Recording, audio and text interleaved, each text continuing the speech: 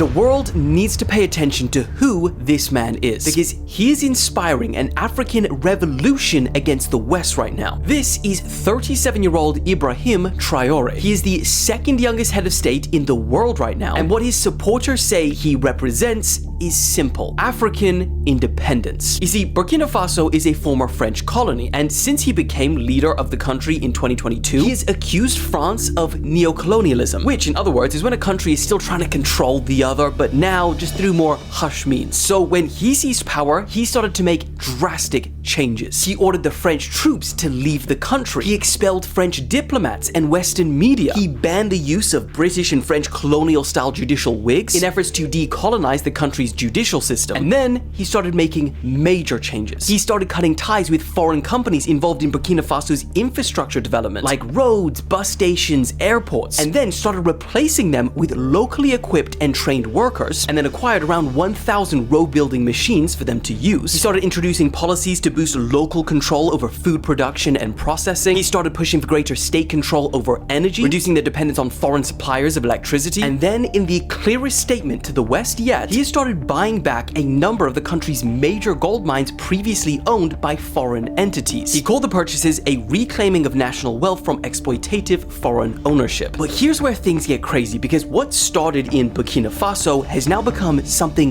much bigger. They've now joined forces with Mali and Niger to form the alliance of Sahel states, basically saying we've got each other's backs and we're done with all influence from the West. Ivory Coast and Senegal are now also pushing to remove foreign military bases, and a former Nigerian senator described Traoré's actions as the spirit of a continent yearning to be free, dignified, and prosperous. And that is exactly why we're seeing it slowly transition from one country in Africa to Africa as a whole. Because the question that's increasingly being asked is, why is such a resource-rich continent that literally powers the world so poor themselves? Now, here's the problem. We've seen revolutions like this in Africa before, and they haven't ended well. Back in the 1980s, Thomas Sankara led Burkina Faso with almost the exact same vision Traoré has now, rejecting foreign aid, nationalizing roads and railways, and calling for true African independence. But just 4 years later, he was assassinated. His policies were reversed, and French firms regained contracts for roads, railways,